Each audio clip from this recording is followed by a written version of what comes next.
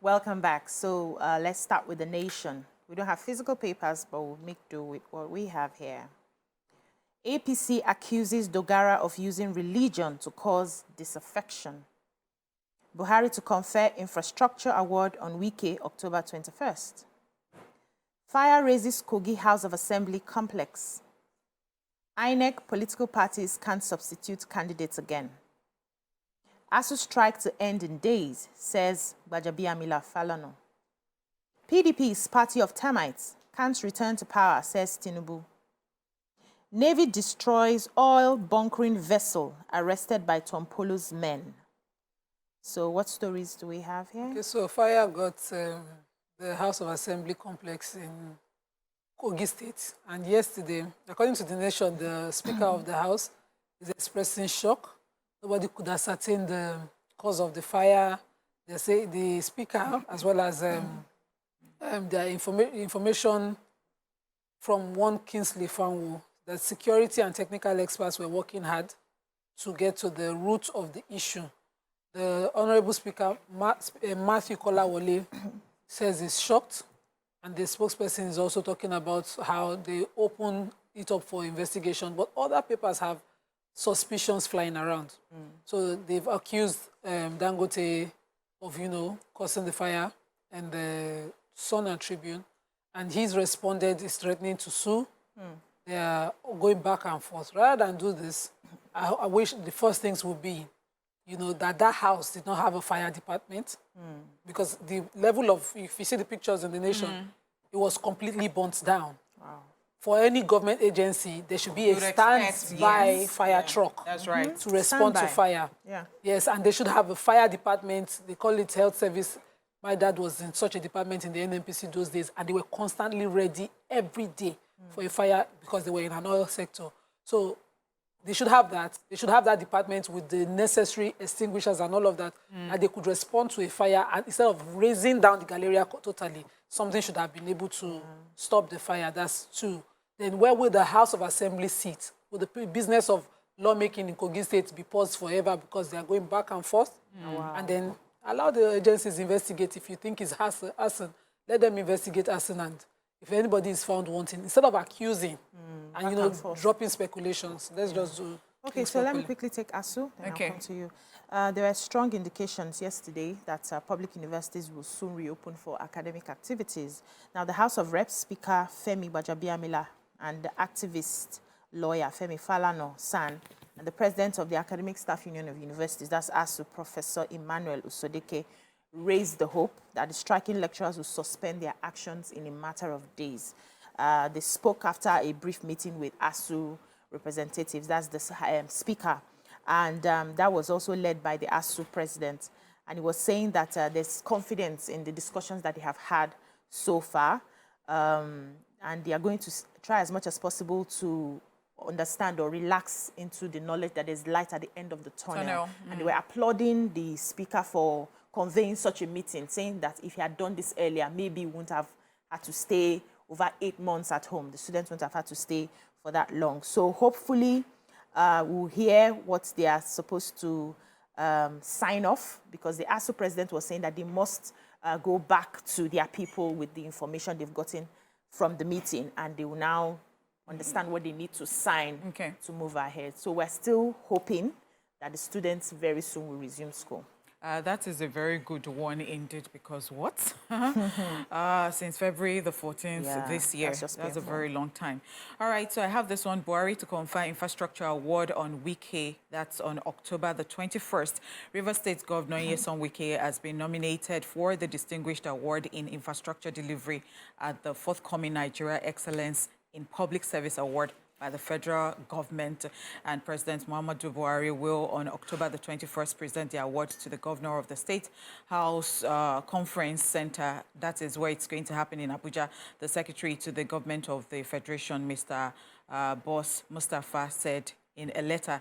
And, well, that's just about that particular one. Yeah. Okay. All right, let's move on now to The Punch.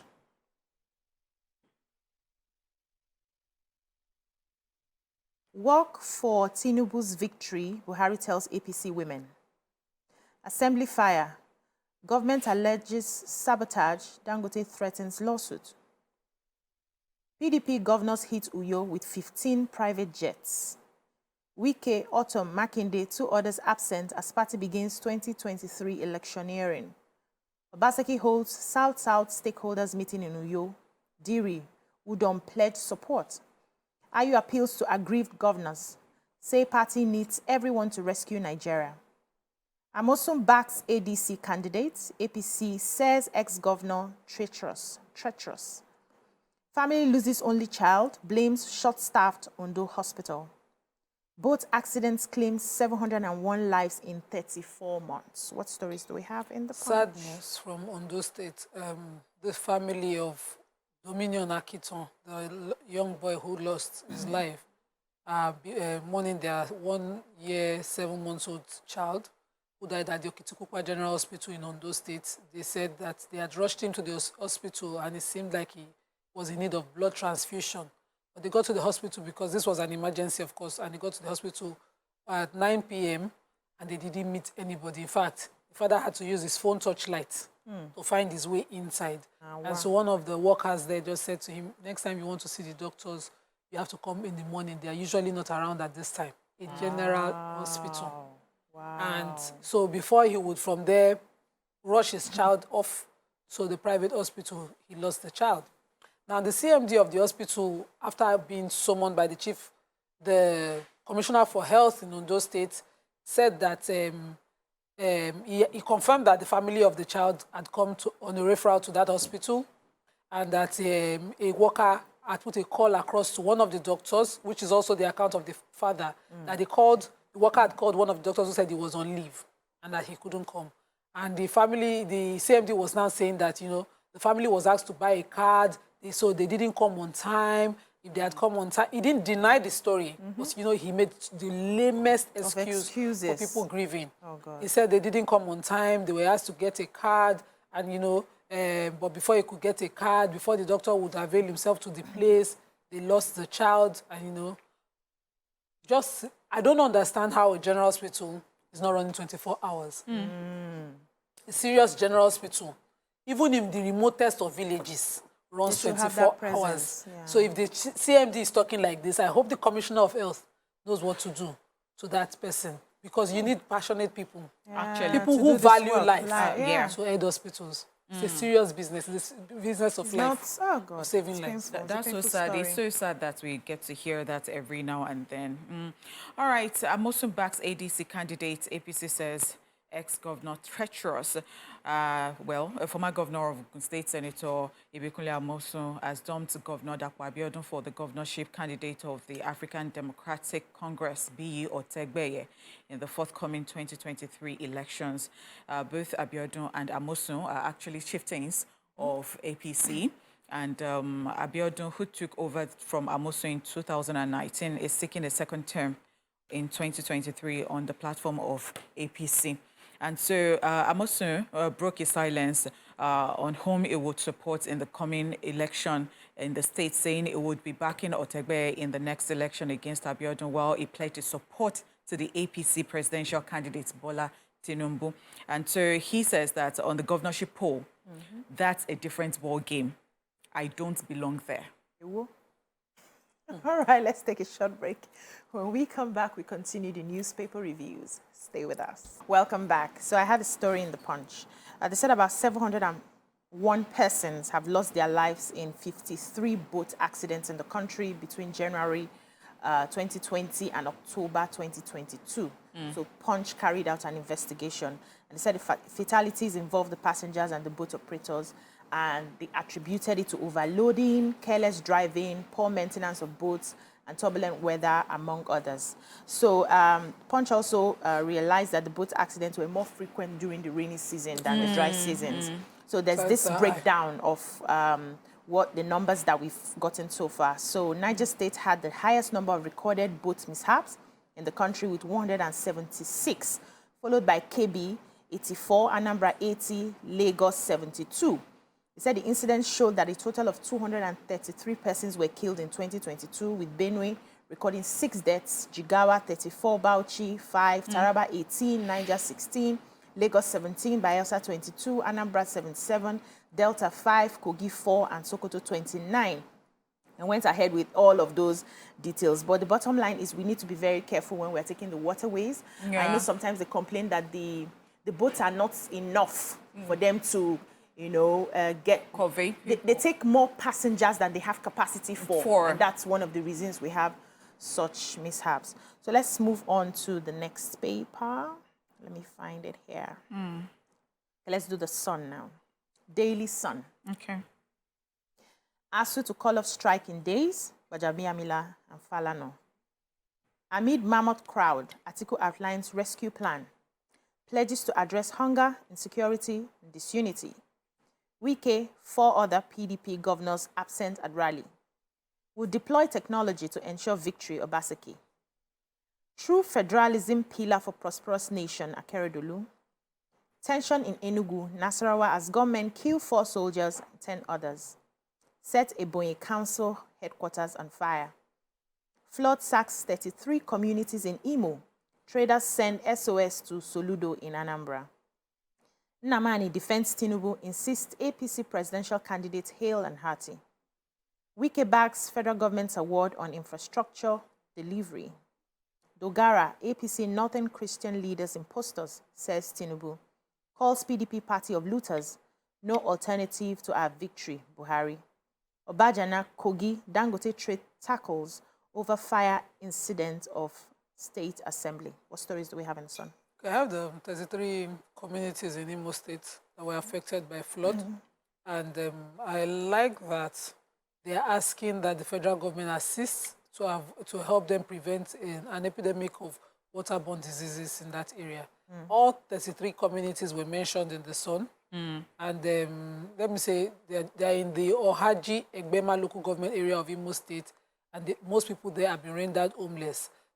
The traditional ruler of that area also have called on the government to assist and also spoken to his people. So he's not speaking from just one side. He has thanked the officials of NEMA for their response, and and also begged them to help out with palliatives for the people so that they can get back.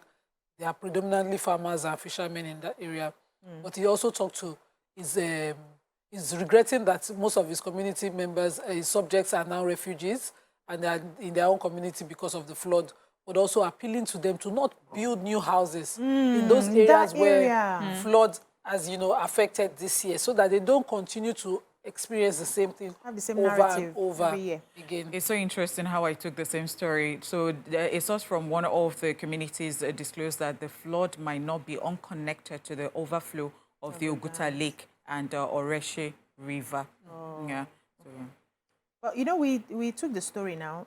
I think that was last week where we talked about there are certain types of houses that can be built in those areas. I think the government needs to start paying attention to. You don't just do cement and brick, something that you're going to have flood and the whole place is covered. We need to start thinking proactively and then cordon off some areas so that when you're coming in to buy a property there, you already know that there's flood here. I totally agree with you, and I think that the government should not be waiting for the because I'm sure this is not the first time it happened to them. Not. I've been to Oguta. I went to Oguta last December, and you could see that it's actually a big lake. So is a fisherman community. Yeah. The design of the kind of houses that can last there. In fact, there is another resort that is close to it and is extended. Is an extension. The people in that community also should be used to relocating during seasons. It's not an all-season community. There are seasons when the tides go up and it's not safe. You move with your family and then you move back if you must sit with Mami Water. That area. It's okay. Let's move on. I have one story. So, gunmen reportedly shot 4 soldiers in Iyachi community in Oji River local government area of Enugu State. Said the attack is coming 24 hours after a police station was attacked and set ablaze in the same local government. So 2 people, including a policeman and a civilian who had gone to the station to lodge a complaint, were killed by the gunmen. Details of the attack were sketchy at the time they wrote this report.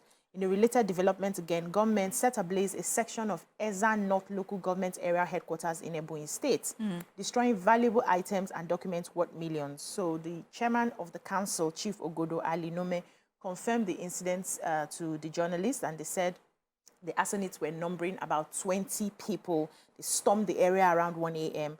and proceeded to set the store of the local government ablaze. They said they were resisted by the police, however, and a lot of them escaped, but they had bullet wounds while they were escaping. So the police will be looking out for them at the moment. Just a painful story. So let's move on to the Tribune. Transfer your support for me to Tinubu, Buhari tells women. Vessel conveying stolen crude oil to Ghana set ablaze in Delta. ASUG optimistic says there is light at the end of the tunnel. Buhari to confer national honors on Lawan, Ariwola, Okonjo-Iweala, 443 other Nigerian and foreigners today. Wike backs award for infrastructure delivery, while Lagos-Ibadan train stopped 4 times in transit, NRC. PDP ready to rescue Nigeria from hunger, poverty, insecurity, Atiku. What stories do we have? I've got the Lagos-Ibadan train stopped 4 times due to vandalized tracks.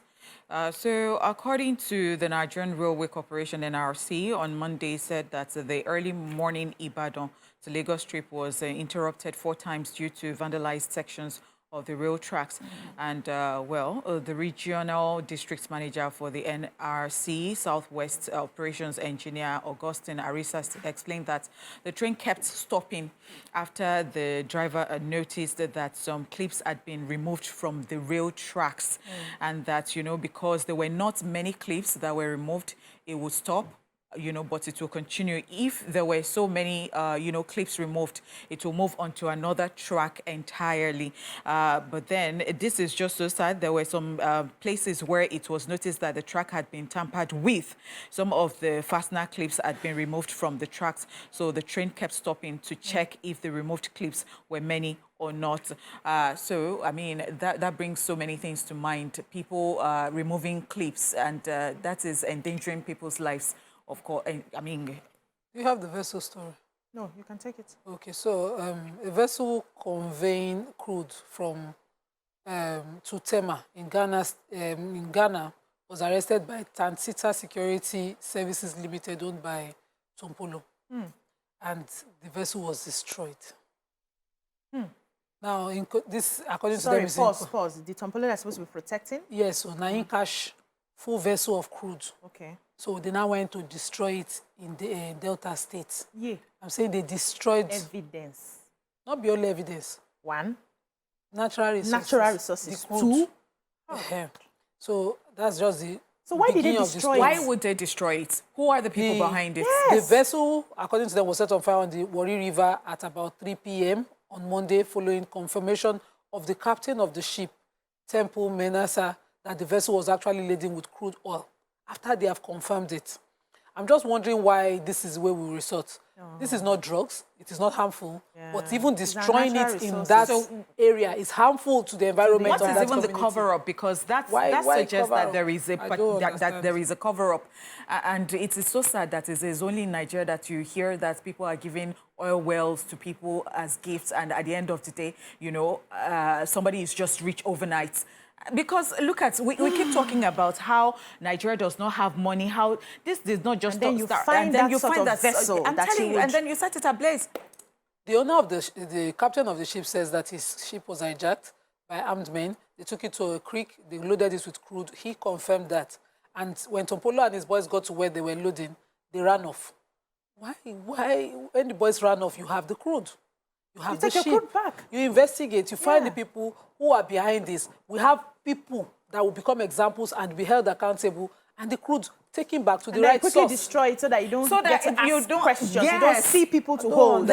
Because why would you do that? That is the reason. Of course. Yesterday, the NNPC GMD was saying 9 years. There was a 4-kilometer pipeline. Exactly my point. Taking our crude out of the country. For 9 years. For 9 years. According to, I want to stay with Sulai on this. I don't believe it's that. I think it's much more than 9 years.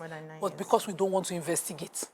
if we can investigate it, we'll even find the people benefit. It is crude. It is huge. It is not something you hide. Hey. It's not 10 naira.